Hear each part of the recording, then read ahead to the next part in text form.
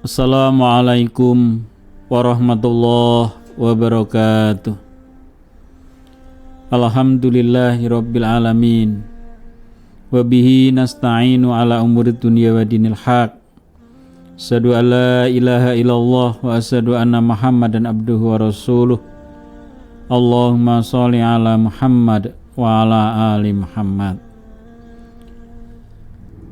Qala Nabi sallallahu alaihi wasallam, khairun nasi anfa'uhum linnas. Para pemirsa yang dimuliakan oleh Allah, puji syukur kehadirat Allah. Salam dan sholawat kepada junjungan kita Nabiullah Muhammad sallallahu alaihi wasallam. Selanjutnya bersama mari kita senantiasa meluruskan niat kita agar apa yang kita lakukan hanya semata-mata mencari ridha Allah dan didasarkan kepada perintah-perintah Allah.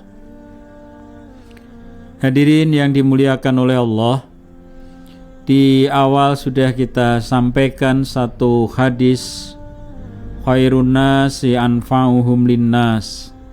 Sebaik-baik manusia adalah manusia yang bermanfaat bagi manusia yang lain. Hadis ini memberi pelajaran kepada kita bahwa sesungguhnya hidup manusia tidak bisa terlepas dari keberadaan manusia lain. Kita menjadi berarti itu karena kita berada di tengah-tengah kehidupan sesama manusia. Orang menjadi punya makna, menjadi punya posisi, menjadi punya arti ketika dia berada di dalam kehidupan masyarakat. Ketika dia tidak berada di kehidupan masyarakat, maka tidak akan memiliki arti bagi masyarakat dan manusia yang lainnya. Hadirin yang dimuliakan oleh Allah, agar kita menjadi manusia yang bisa memberi manfaat bagi manusia lain, bagi sesama kita, maka yang pertama harus kita lakukan adalah kita harus menyadari bahwa penciptaan kita selaku manusia adalah untuk ibadah kepada Allah. Dalam kerangka ibadah, maka ada ibadah yang sifatnya kepada Allah dan ada ibadah yang sifatnya bersinggungan dengan manusia. Itulah maka kemudian kita menjadi bermakna ketika berada di tengah-tengah manusia, di tengah-tengah masyarakat.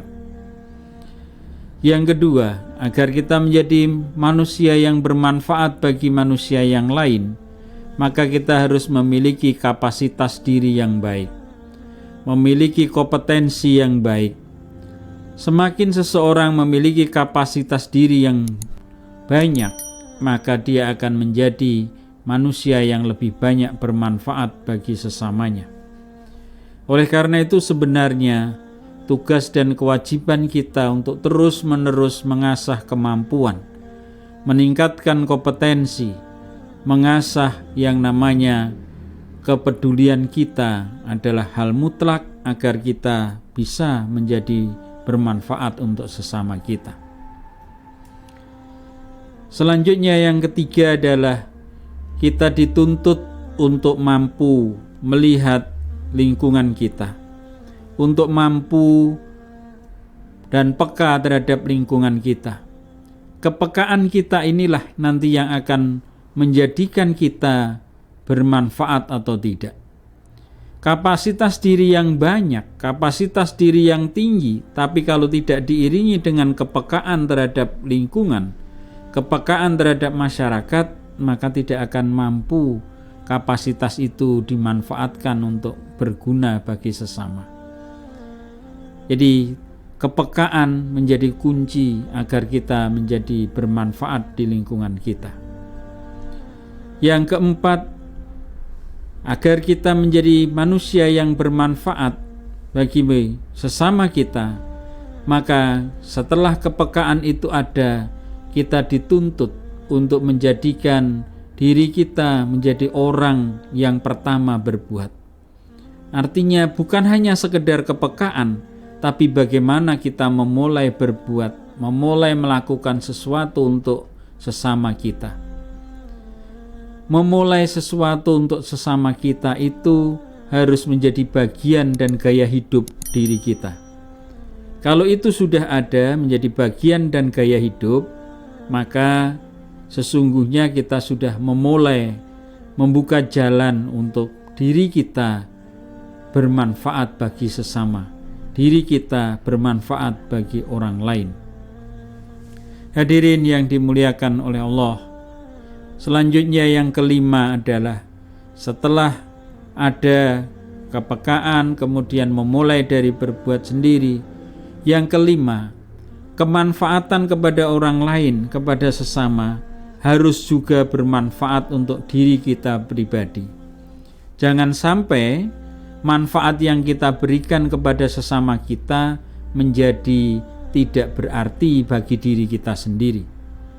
Maka tuntutannya adalah kita mampu memberi manfaat kepada sesama kita, perbuatan kita mampu memberi manfaat kepada sesama kita, tetapi juga harus mampu bermanfaat untuk diri kita. Insya Allah, kalau itu bisa kita lakukan, maka kita menjadi manusia yang betul-betul bermanfaat bagi sesama dan tanpa melupakan kemanfaatan untuk diri kita. Karena sesungguhnya perbuatan yang kita lakukan di dalam masyarakat tadi adalah dalam kerangka ibadah kita kepada Allah, dalam kerangka pengabdian kita kepada Allah, dalam kerangka takwa kita kepada Allah, dalam kerangka mendekatkan diri kita kepada Allah. Oleh karena itu, sekali lagi, manfaat bagi orang lain harus juga memberi manfaat untuk diri pribadi kita. Hadirin yang dimuliakan oleh Allah, jadi itulah yang harus kita lakukan agar kita menjadi manusia yang bermanfaat bagi sesama kita. Yang pertama tadi adalah bagaimana kita menyadari bahwa itu adalah kerangka ibadah.